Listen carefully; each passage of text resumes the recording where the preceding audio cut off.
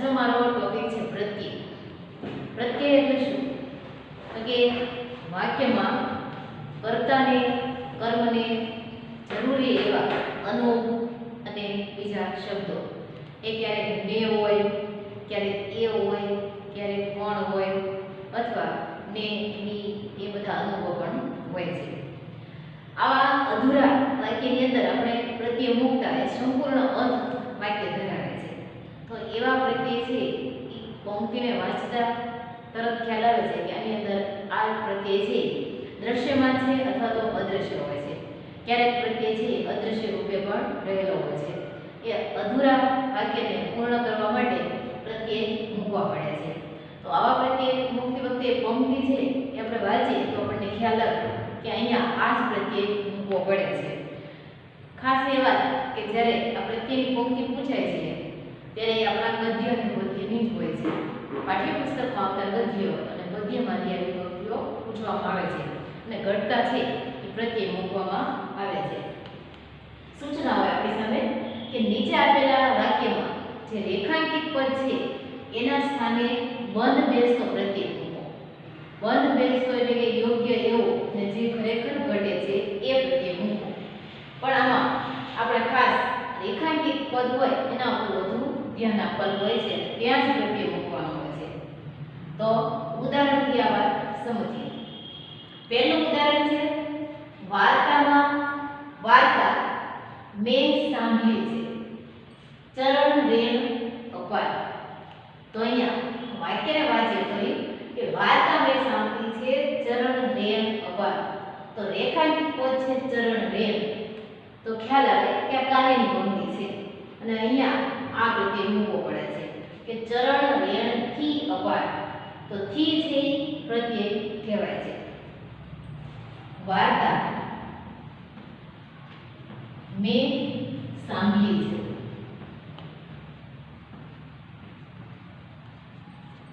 ચરણ રેણ થી અપાર.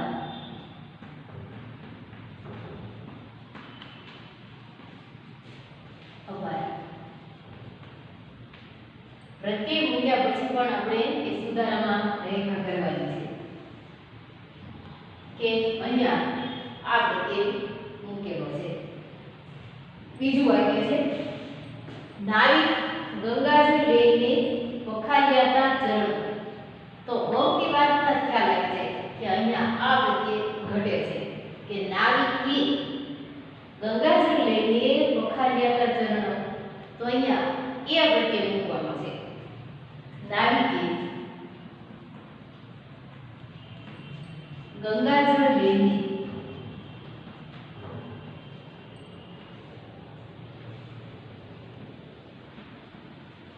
વખાલિયાતા ચરણ.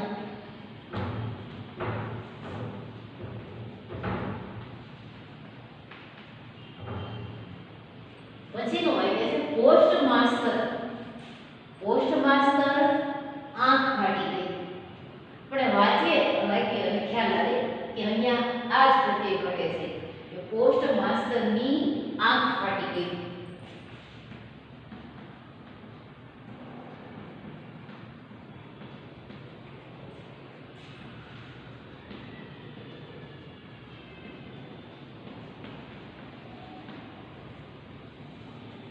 ની પ્રત્યય મૂક્યો આપણે. પછીનું વાક્ય જોઈએ વિષયા સાટે વિષ લખાયું. તો અહીંયા વિષયાને સાટે વિષ લખાયું.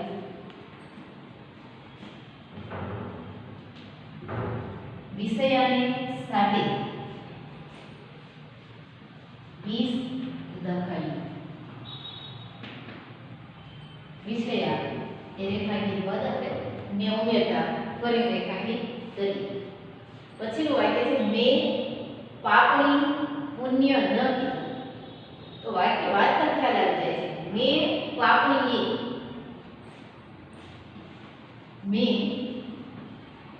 પાપણીએ પુણ્ય ન કીધું.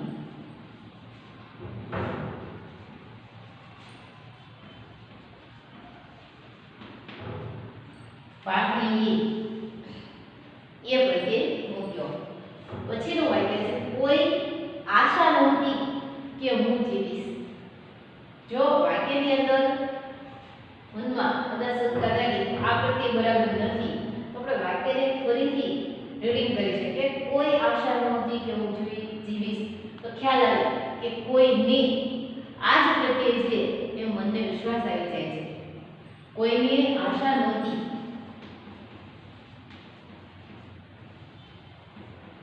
કોઈને આશા નહોતી કે હું જીવીશ.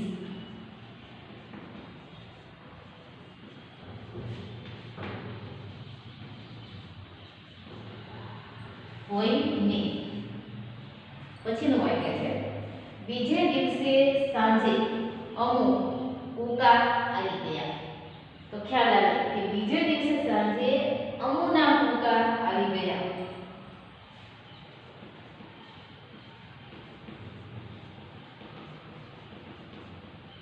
બીજે દિવસે સાંજે અમુના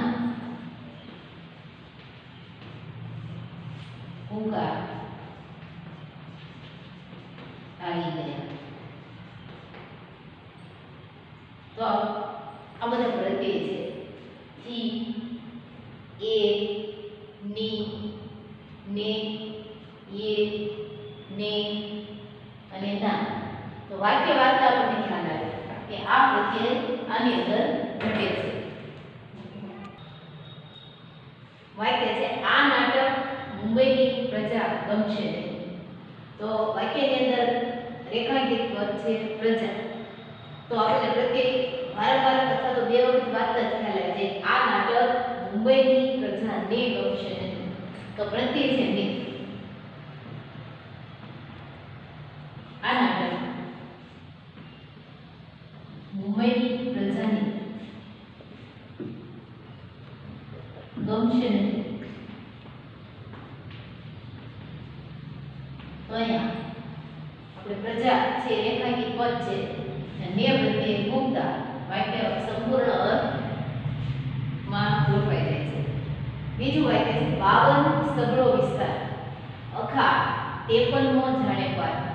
તો અહીંયા રેખાંકિત પદ છે 52. તો એની અંદર ઘટતો એવો પ્રત્યય આપણે બીજો મૂકી જોઈ શકીએ. એ છે, ને છે, નો, ની, નું, ના. કયો ઘટતો અવયવ છે? તો વાક્ય છે પાઠ્યપુસ્તકની પંક્તિ છે કે 52નો સગળો વિસ્તાર, 52નો સગળો વિસ્તાર અખા 53મો જાણે પાર.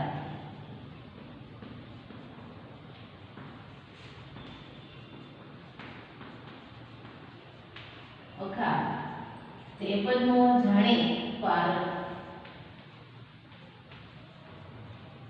તો રેખાંકિત પદ 52 નો પ્રત્યે મૂકતા વાક્ય સંપૂર્ણ અર્થ ધારણ કરે છે. એ અભ્યાસ માટે મેં એક નવી રીત શોધી કાઢી. તો એ અભ્યાસ એવું વાક્ય ન હોય. એના અભ્યાસ માટે, એના અભ્યાસ માટે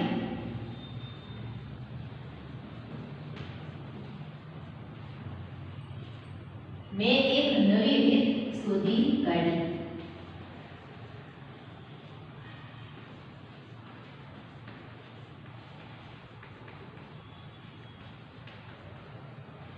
તો અહીંયા એ અભ્યાસ નહીં પણ એના અભ્યાસ. તો અહીંયા ઘટતો પ્રત્યે ના લાગે છે. પછીનું વાક્ય છે તેમના નારીત્વ મારી ઉપર ઘેરી છાપ પડી.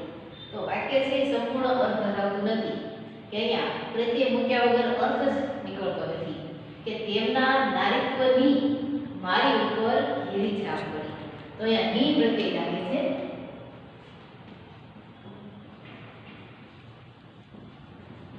તેમના નારીત્વની મારી ઉપર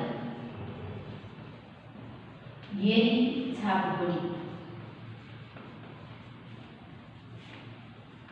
તો રેખાંકિત પદ નારીત્વ, નારીત્વની ની પ્રત્યે મૂક્યો.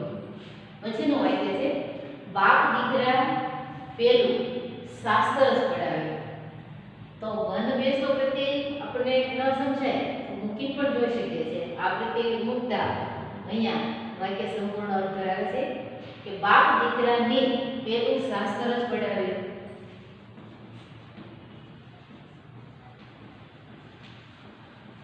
બાપ દીકરાની પહેલું શાસ્ત્ર જ પઢાવે. તો બાપ દીકરાની પદ રેખાંકિત કરી અને ને પ્રત્યે લાવે. શાખાઓ તરુવર્તણી ચક્રવાકી છુપાતી. તો શાખાઓ તરુવર્તણી એમાં મધ્યસ્થ પ્રત્યે મૂકતા જેમ કે મૂકી શાખાઓની તરુવર્તણી તો મધ્યસ્થ નથી શાખાઓમાં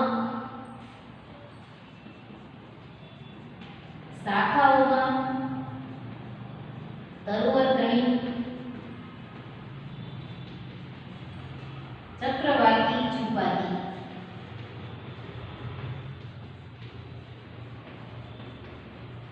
તો રેખાંકિત વચ્ચે શાખાઓમાં. પછીનું વાક્ય છે પ્રણય પણ તૃપ્તિ થતી નથી. તો અહીંયા પ્રણય અને આ તૃપ્તિ એ બંને વચ્ચે ગેપ લાગે કે અર્થ નીકળતો નથી. પ્રણયની પણ તૃપ્તિ થતી નથી.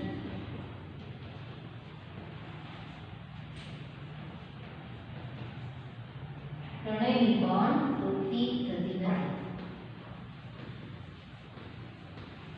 તો રેખાંકિત થાય છે પ્રણયની અને ની પ્રત્યે લાગે છે.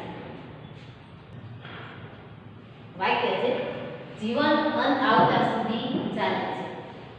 જીવન અંત આવતા સુધી ચાલે છે. તો રેખાંકિત પ્રત્યય છે જીવન શબ્દ. તો ત્યાં પ્રત્યય મૂકે છે કે જીવનનો અંત આવતા સુધી. જીવનનો અંત આવતા સુધી ચાલે છે.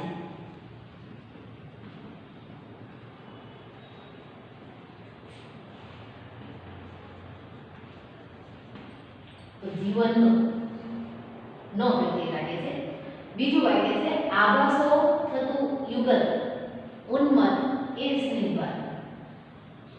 તો આભાસો એ રેખાંકિત શબ્દ છે. એની જગ્યાએ યોગ્ય પ્રત્યય મૂકતા કે આભાસોથી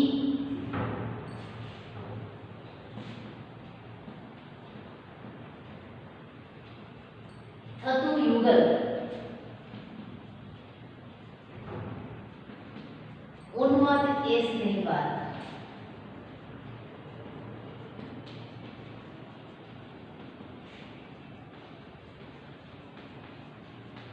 આભાસોથી થી પ્રત્યય લાગે છે. પછીનું વાક્ય છે બધા નાના ભાઈ હાજરીમાં મળ્યા. બધા નાના ભાઈ હાજરીમાં મળ્યા. તો ખ્યાલ આવે કે અહીંયા વાક્ય છે સંપૂર્ણ અર્થ ધરાવતું નથી કે બધા નાના ભાઈની હાજરીમાં મળ્યા. બધા નાના ભાઈની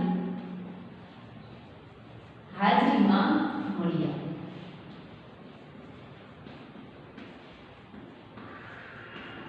તો અહીંયા નાના ભાઈની ની પ્રત્યય લાગે છે. પછીનું વાક્ય છે મોટા કરીને માં તે ખોળો ખોતા ગયા. તો રેખાંકિત પદ છે ખોળો. તો અહીંયા બીજો પ્રત્યય મૂકીને પણ વાક્ય આપણે જોઈ શકીએ છીએ. મોટા કરીને માં તે ખોળો ને ખોળો એ ખોળો વડે એવો પ્રત્યય મૂકવો પડે છે. આપણે પ્રત્યય મૂકીને પણ પ્રેક્ટિસ કરીએ તો ખ્યાલ આવે કે બંધ બેસો પ્રત્યય નથી કે માં તે ખોળેથી ખોતા ગયા. મોટા કરીને માં તે ખોળેથી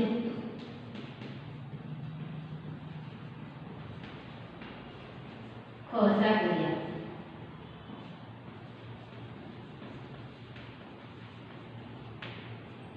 તો રેખાંકિત શબ્દ છે ખોળેથી થી પ્રત્યે મૂકવો પડ્યો. સૂરજ ઉજાસે મોટું આંગણ. તો સૂરજ શબ્દ છે રેખાંકિત છે. સૂરજના ઉજાસે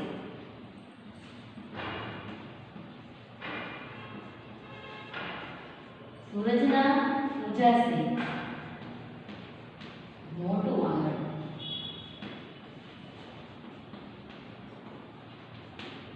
રેખાંકિત શબ્દ છે સૂરજના પછીનું ઉદાહરણ જોઈએ. ધૂળી આ પાવન કથા મેં સાંભળી હતી. ધૂળી શબ્દ છે રેખાંકિત છે, ત્યાં બંધ બેસતો પ્રત્યય લાગે છે. ધૂળીની આ પાવન કથા, ધૂળીની આ પાવન કથા મેં સાંભળી નથી.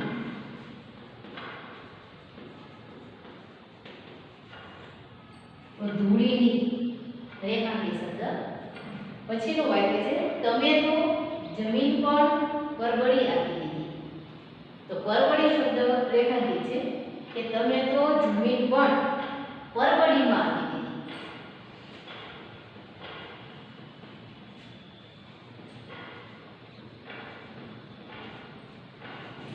પરબડીમાં આપી દીધી.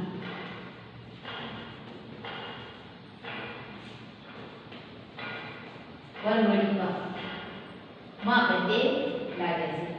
તો આટલા ઉદાહરણ જોયા પછી આપણને ખ્યાલ આવે કે વાક્ય જે આપણી સામે છે એમાં રેખાંકિત શબ્દ છે. એ રેખાંકિત શબ્દ છે ત્યાં કયો ઘટતો પ્રત્યય મૂકવો પડે છે. એ ઘટતો પ્રત્યય મૂકીને આપણે વાક્યની પ્રેક્ટિસ કરી શકીએ છીએ. તો આપણને ખ્યાલ આવે કે અહીં આ પ્રત્યય યોગ્ય નથી. તો આપણે એ પ્રત્યય મૂક્યા પછી વાક્યમાં જો યોગ્ય કે બંધ બેસતો પ્રત્યય ન હોય તો આપણે એને બદલી શકીએ છીએ. બંધ બેસતો પ્રત્યય મૂકતા વાક્ય છે એ સરળતાથી ગોઠવાઈ જાય છે.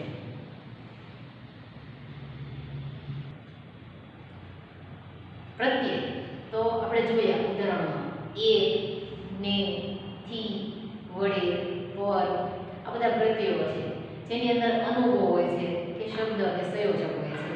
આ પ્રત્યય છે વાક્યની અંદર મૂકતા ખાસ તો એ જોવાનું છે કે જે વાક્ય આપણી સામે આવે છે એમાં રેખાંકિત હોય છે. એ રેખાંકિત શબ્દની જગ્યાએ જ આપણે પ્રત્યય વિચારવાનું હોય છે. જો આપણે ખોટો પ્રત્યય મૂક્યો હોય તો આપણે વાક્યમાં જ્યારે મૂકીને લખીએ છીએ ત્યારે ખ્યાલ આવી જાય છે કે આ પ્રત્યયથી અર્થ નીકળતો નથી. તો આપણે એ પ્રત્યય બદલી શકીએ છીએ. અને બંધ બેસતો પ્રત્યય મૂકતા વાક્ય છે એ સંપૂર્ણ અર્થ ધરાવે છે. ખાસ એ વાત મહત્વની છે કે આમાં રેખાંકિત શબ્દ આવે છે અને બીજું કે આપેલી પંક્તિ જે હોય છે એ પાઠ્યપુસ્તકના ગદ્ય અને પદ્યની જ હોય છે. એટલે આપણે ગદ્ય અને પદ્યની પંક્તિ છે એ આપણે વાંચવામાં કે પ્રશ્ન અને જવાબ યાદ કરવામાં પંક્તિ આવી ગઈ હોય છે. એટલે આપણે ઝડપથી પ્રત્યય મૂકી શકીએ છીએ. તો પ્રત્યય છે સરળતાથી આપણે જો ઓળખી શકીએ તો આપણે સંપૂર્ણ માર્ગ